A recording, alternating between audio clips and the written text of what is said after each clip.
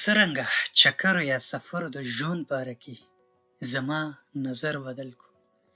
زما ټول عمر قدرت سره مینه وه او زما ژوند زه د زړه راښکونکو ځایونو ته وبللم.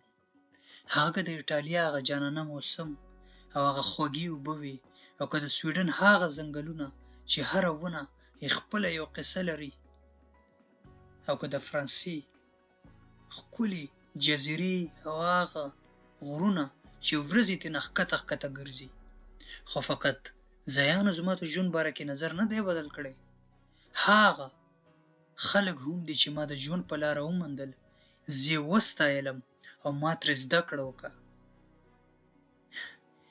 نو همدغسې به زه د ژوند سفر ته دوام ورکوم او هغه درسونه چې ما د ژوند نه زده کړي هغه به په کار لګوم.